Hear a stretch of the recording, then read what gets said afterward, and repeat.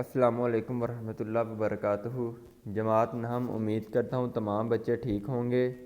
بیٹا آج 30 اپریل 2021 بروز جمعۃ المبارک باب 1 موضوع نظریہ پاکستان کے عناصر کا مطالعہ کرنے جا رہے ہیں، تو آئیے آغاز کرتے ہیں۔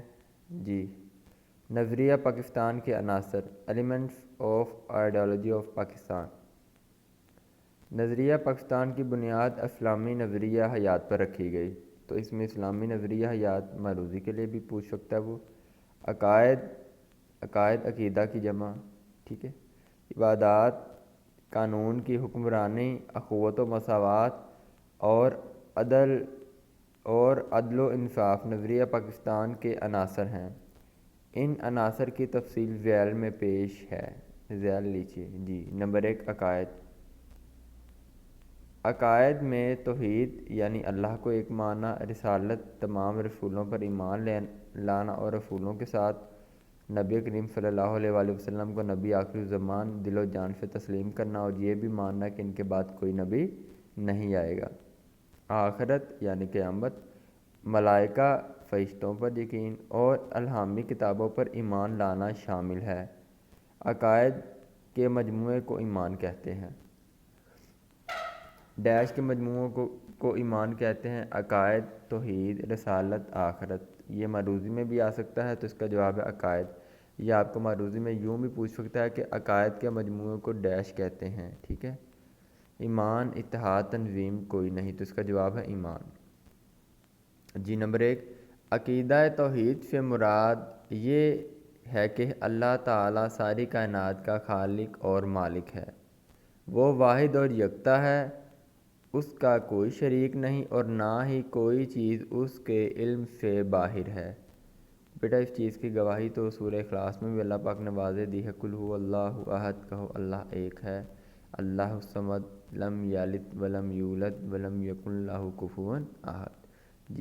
بہرحال آگے ہے کہ ان اللہ علی کل شیء قدیر۔ ترجمہ قرآن کریم میں آتا ہے کہ بے شک اللہ تعالیٰ ہر چیز پر قدرت رکھتا ہے، یعنی قادر ہے۔ یہ بیٹا سورہ بقرہ کی آیت نمبر 20 ہے۔ اس کے بعد یعنی کوئی شے اس سے مراد اللہ کی قدرت سے باہر نہیں، ٹھیک ہے۔ تو وہ معروضی کے علاوہ مختصر سے میں بھی یہ پوچھ سکتا ہے کہ عقیدہ توحید سے کیا مراد ہے، آیت سے وضاحت کریں، یا عقیدہ توحید کے بارے میں کوئی آیت لکھیں۔ بیٹا اس کے بعد ہے انی جاعل فی الارض خلیفہ۔ میں سے مراد اللہ تعالیٰ زمین میں اپنا نائب بنانے والا ہوں، سورہ بقرہ کی آیت 23 کے مطابق انسان کی حیثیت اللہ تعالیٰ کے نائب کی ہے، لہٰذا مسلمانوں پر اللہ تعالیٰ کے احکام پر چلنا ضروری ہے، یعنی جو اللہ کہے اس کو ماننا، اور جو اللہ جس کام کے لیے جس امر سے روکے اس سے انکار کرنا۔ اللہ تعالیٰ کے قادر مطلق ہونے اور انسان کے نائب ہونے کے عقیدت سے خود بخود یہ بات واضح ہو جاتی ہے کہ انسان اپنی طاقت کی حد تک عمل پر قادر ہے، لیکن اصل قدرت اللہ تعالیٰ کے ہاتھ میں ہے، یعنی کہ اللہ پاک کی اصل قدرت ہے، انسان کو اللہ پاک نے عارضی طاقت دی ہے اور جو کہ فنا ہونے والی ہے۔ بے شک ہم سب نے فنا ہونا ہے، ہم سب فانی ہیں، صرف اللہ لا فانی ہے، اللہ ہمیشہ ہے، ہمیشہ رہے گا۔ انسان اپنی طاقت کے مطابق عمل کرے اور نتیجہ اللہ پہ چھوڑ دے۔ اس کے بعد بیٹا نظریہ پاکستان کے عناصر میں سے عقائد کا دوسرا حصہ ہے عقیدہ رسالت۔ عقیدہ رسالت کا مطلب تمام رسولوں پر ایمان لانا۔ دائرہ اسلام میں آنے کے لیے لازم ہے کہ رسالت کو دل و جان سے تسلیم کیا جائے اور کسی اعتبار سے بھی شک و شبہ نہ کیا جائے۔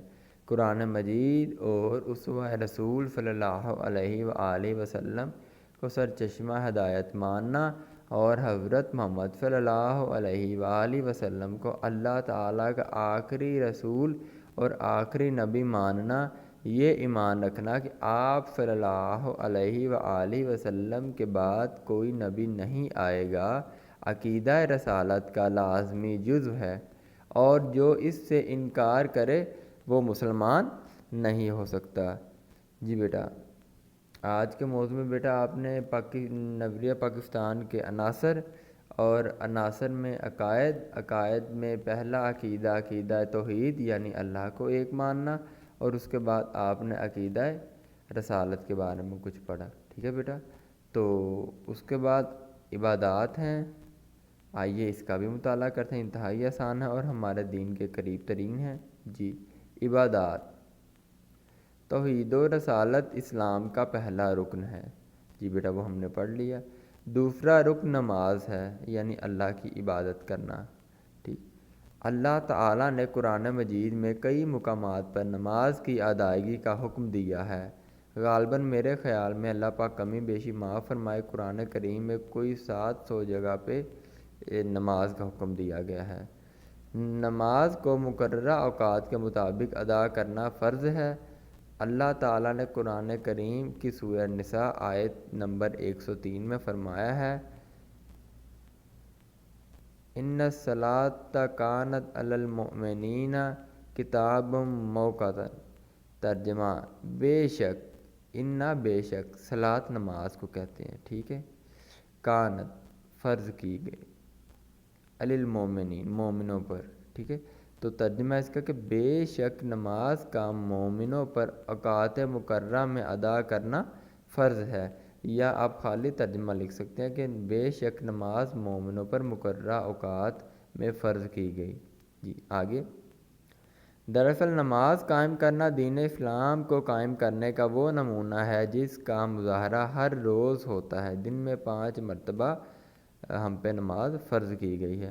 اللہ تعالیٰ کی اطاعت کا ایسا ہی نظام پورے معاشرے میں قائم ہونا چاہیے۔ اسلام کا تیسرا رکن زکوٰۃ ہے۔ اب زکوٰۃ بھی ایک عبادت کا حصہ ہے، ٹھیک ہے۔ زکوٰۃ مالی عبادت ہے اور اسلام کے معاشی نظام کی مضبوطی کا ذریعہ ہے۔ زکوٰۃ کے نظام کی وجہ سے دولت چند ہاتھوں میں اکٹھی ہونے کی بجائے گردش میں رہتی ہے، معاشرے کے غریب طبقے تک بھی پہنچ جاتی ہے۔ اس کو بیٹا معروضی میں یہ پوچھ سکتے ہیں کہ چوتھا رکن کیا ہے، تو وہ چوتھا رکن روزہ ہے، جو کہ آج کل چل رہے ہیں۔ تمام عبادات کی طرح روزہ بھی فرض کا بہترین اظہار ہے اور بندے اور اللہ تعالیٰ کے درمیان قربت کا ذریعہ ہے۔ حج اسلام کا 5واں رکن ہے، تو بیٹا ترتیب یاد رکھیے گا، توحید کے بعد عقیدہ رسالت، تیسرا رکن زکوٰۃ، چوتھا رکن روزہ اور 5واں رکن حج۔ حج اسلام کا 5واں رکن ہے جو صاحب استطاعت لوگوں پر فرض ہے۔ حج کے موقع پر اللہم لبیک کی پکار مسلمانوں کے اتحاد اور بھائی چارے کی ایسی مثال ہے جو دنیا میں کہیں نظر نہیں آتی۔ تو پیارے بچوں، آپ کے سامنے آج کا سارا خطبہ رکھ دیا گیا ہے۔ تمام بچوں سے گزارش ہے، پیارے بچوں سے درخواست ہے کہ اچھی طرح یاد کیجیے گا، اور یاد کرنے کے بعد ایک دفعہ کم و بیش وہ دستے یعنی رجسٹر جو میں نے کلاس میں HW کے لیے لگوائے ہیں بیٹا، ان پہ زبانی لکھیے گا، ٹھیک ہے۔ کمی بیش اللہ معاف فرمائے۔ تمام بچوں کو جمعہ کا دن بہت بہت مبارک، خوش رہیں، آباد رہیں، اپنی صحت کا خیال رکھیں، اللہ پاک آپ کی خیر فرمائے، جیتے رہیں۔ السلام علیکم ورحمۃ اللہ وبرکاتہ۔